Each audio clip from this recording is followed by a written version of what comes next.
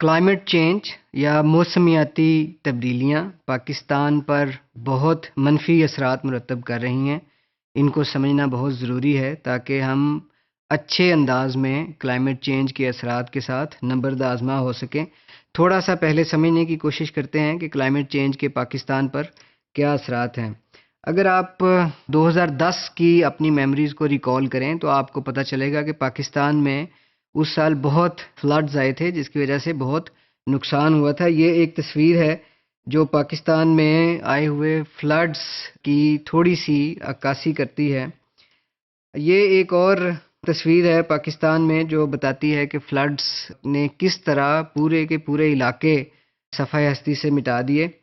اگر آپ تھوڑا اس تصویر پر غور کریں تو جو کلائمیٹ ایشیا کی رپورٹ ہے اس سال کی، اس میں انہوں نے سروے کیا پاکستان میں تو تقریباً 55% لوگوں نے کہا کہ وہ اپنی زندگیوں میں بہت اچھی تبدیلیاں نہیں دیکھتے، ان کی زندگیاں پہلے سے زیادہ ورسٹ ہو رہی ہیں۔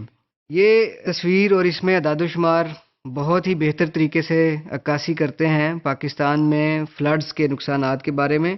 آپ یہ دیکھیں کہ یہ فلڈز اتنے ڈینجرس تھے کہ کوئی 2000 کے قریب لوگ اپنی زندگیوں سے ہاتھ دھو بیٹھے۔ 18 ملین لوگ اوور آل افیکٹ ہوئے ان فلڈز کے ساتھ۔ 11 ملین لوگ ہوم لیس ہوئے۔ 1.2 ملین لائف سٹاکس مرے۔ اور اگر ہم اس فلڈ کے نتیجے میں پیدا ہونے والی میڈیکل کنڈیشنز یا بیماریوں کے بارے میں تھوڑا غور کریں تو کوئی 21.6% جو افیکٹیز ہیں ان میں ڈائریا کی بیماریاں رپورٹ ہوئیں۔ 16.5% لوگوں میں ریسپیریٹری انفیکشنز اور 13.3 لوگوں میں سکن ڈیزیزز آئیڈینٹیفائی کی گئیں۔ اسی طرح اور بھی بہت سی بیماریاں رپورٹ کی گئیں جن کی وجہ سے لوگوں کی زندگیاں بہت ہی متاثر ہوئیں۔ پھر 2011 میں فلڈز آئے، ان میں 520 لوگ مرے اور 9.6 ملین لوگ متاثر ہوئے مجموعی طور پر۔ 1180 لوگ زخمی ہوئے اور اس کا جو ٹوٹل لاس ہے اگر ہم اس کا ایسٹیمیٹ کریں تو 1840.3 ملین $US پاکستان کی اکانومی کو نقصان ہوا۔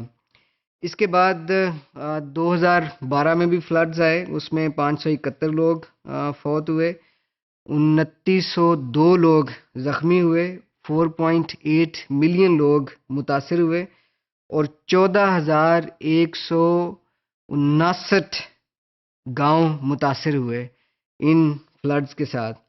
1.1 ملین ایکڑ فصلوں کو نقصان ہوا اور 1,41,843 لوگ ریلیف کیمپس میں گئے۔ 4,65,000 گھر متاثر ہوئے اور 12,121 مویشی اپنی زندگیوں سے گئے۔ تو یہ اگر آپ مجموعی طور پر دیکھیں تو اس کا نقصان بہت زیادہ ہوا پاکستان کی اکانومی کو۔ اس کے بعد جو اگلے سال سیلاب آئے اس میں 234 لوگ اپنی جان سے گئے اور 1.5 ملین لوگ متاثر ہوئے۔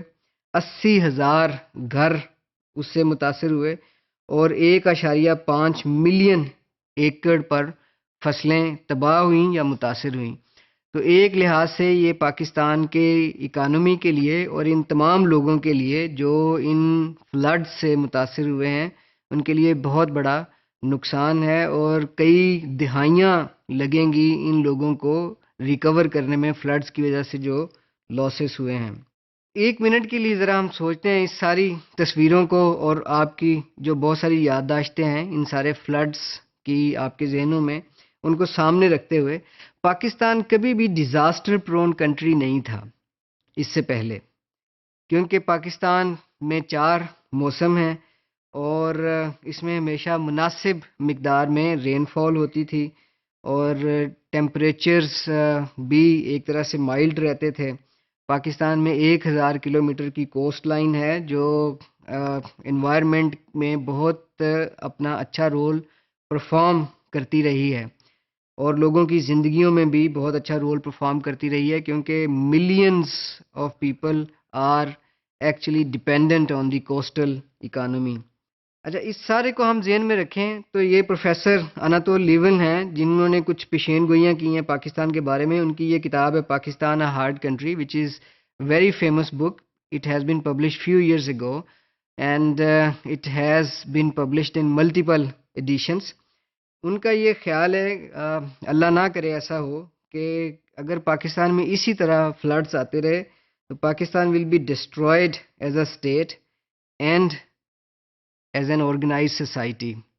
I think this is really something for which we should worry about, کیونکہ یہ بہت ڈینجرس اور بہت ورسم پریڈکشن ہے پاکستان کے بارے میں. جو دوسری انہوں نے بات کہی وہ بھی قابل غور ہے، خدا نہ کرے ایسا ہو، لیکن ان کا یہ کہنا ہے کہ اگر امریکہ یا انڈیا یا دونوں پاکستان کو کسی طرح انویڈ کر لیں اور پاکستان کی ڈس انٹیگریشن کا باعث بنے، پھر بھی پاکستان قائم رہ سکتا ہے. لیکن اگر پاکستان کسی طرح کلیپس ہوتا ہے ایز اے اسٹیٹ تو یہ اسلامک ایکسٹریمزم کی وجہ سے نہیں ہوگا بلکہ کلائمیٹ چینج کی وجہ سے ہوگا. اور نہ صرف پاکستان بلکہ پورے ساؤتھ ایشیا کو کلائمیٹ چینج سے خطرہ ہے، اور پورا ساؤتھ ایشیا اس سے ڈس انٹیگریٹ ہو سکتا ہے اور کلیپس ہو سکتا ہے. جو دوسری بات انہوں نے کہی وہ ہے کہ پاکستان، جتنے بھی ملک ہیں دنیا میں ان میں پاکستان سب سے زیادہ کلائمیٹ چینج سے متاثر ہو سکتا ہے، یا پاکستان کو سب سے زیادہ کلائمیٹ چینج سے متاثر ہونے کا خطرہ ہے. جو اور ایک دو باتیں ہم پاکستان میں کلائمیٹ چینج اور پاکستان کو درپیش خطرات کے بارے میں کر لیں، یہ بہت کچھ پینفل ریالٹیز ہیں. جیسے 2010 میں پاکستان کو دنیا میں کلائمیٹ چینج سے سب سے زیادہ متاثر ہونے والا ملک ڈکلیئر کیا گیا. It was declared number 1 country وچ واز موسٹ پرون ٹو اور most affected by the climate change. Floods, cyclones اور ایولانچز اس سال بہت پاکستان میں ابھرے اور ان کی وجہ سے بہت نقصان ہوا. 2011 میں پاکستان کی رینکنگ 3 نمبر پہ کی گئی. 2012 میں پاکستان ان 3 ملکوں میں سے تھا جو ڈیزاسٹر سے بہت زیادہ متاثر ہوئے تھے. دوسرے 2 ملک ہیں، ان میں ہیٹی اور فلپینز شامل ہیں. اچھا، اب اس کی ریزنز کیا ہیں؟ یہ سارے جو پاکستان میں ڈیزاسٹرز آ رہے ہیں اس کی ریزنز کیا ہیں؟ یہ ساری مین میڈ ریزنز ہیں. کلائمیٹ چینج پاکستان میں اور دنیا بھر میں جہاں جہاں زندگیوں کو متاثر کر رہا ہے، انوائرمنٹ کو متاثر کر رہا ہے، اس کی ریزنز ایکچولی مین میڈ ہیں. ہم بہت زیادہ ڈیفارسٹریشن کر رہے ہیں، پولوشن کے لیولز ناقابل برداشت حد تک بڑھ رہے ہیں، اور ویسٹرن کنٹریز میں جو انڈسٹریلائزیشن ہوئی 20ویں صدی میں اور اس سے پہلے 19ویں صدی میں، اس انڈسٹریلائزیشن کی وجہ سے گرین ہاؤس گیسز کی ایمیشنز بہت بڑھ گئیں ایٹماسفیئر میں. آپ کے لیے یہ بات بالکل نئی نہیں ہوگی کہ اوزون لیئر میں جو سوراخ ہوئے ہیں وہ ویسٹرن کنٹریز کی گرین ہاؤس گیسز کی ایمیشنز کی وجہ سے ہوئے ہیں. اور ویسٹرن کنٹریز کی وجہ سے کلائمیٹ کو اور ایٹماسفیئر کو جو نقصان ہوا اس میں ظاہر ہے پاکستان کی اپنی پالیسیز اور پاکستان کی اپنے پولوٹینٹس اور انوائرمنٹ کو اگنور کرنے کا بھی بڑا ہاتھ ہے. اگر ہم تھوڑا ڈیفارسٹیشن کو دیکھیں تو پاکستان میں بہت تیزی سے بڑھ رہی، 2.1% پر اینم کے حساب سے بڑھ رہی ہے پچھلے کچھ سالوں میں، جو ایشیا میں سب سے ہائیسٹ ہے. جو مینگروو فارسٹ ہیں وہ بہت تیزی سے ڈپلیٹ ہو رہے ہیں، ان کا ڈپلیشن ریٹ 2.3% ہے اینولی. اور اس میں ہمارے اوور آل ہم کوئی ایسے میئرز بھی اڈاپٹ نہیں کر رہے جو ہمیں کلائمیٹ چینج کے ساتھ یا جو موسمیاتی تبدیلیاں آ رہی ہیں ان کے ساتھ اڈیپٹ کرنے میں مدد دیں. ایز اے ریزلٹ پرابلمز بہت تیزی سے ملٹیپلائی ہو رہے ہیں اور بڑھ رہے ہیں. تو جب آپ کلائمیٹ چینج کے بارے میں سوچیں، آپ پاکستان میں آنے والے فلڈز کے بارے میں، ایولانچز کے بارے میں، اور اس سائیکلونز کے بارے میں سوچیں اور یہ دیکھیں کہ کون سی مین میڈ ایکٹیویٹیز ایکچولی یہ ایفیکٹس پروڈیوس کر رہی ہیں. تو یہ جب ہم سمجھ لیں گے تو ہمیں یہ پتہ چلے گا کہ کلائمیٹ چینج چونکہ مین میڈ ہے، اس کا علاج بھی لوگوں کے بیہیویئرز کو چینج کر کے اور ایسی پالیسیز انٹروڈیوس کر کے ہو سکتا ہے جو ہمارے لائف سٹائلز امپروو کریں اور ان کو نیچر کے زیادہ قریب لائیں.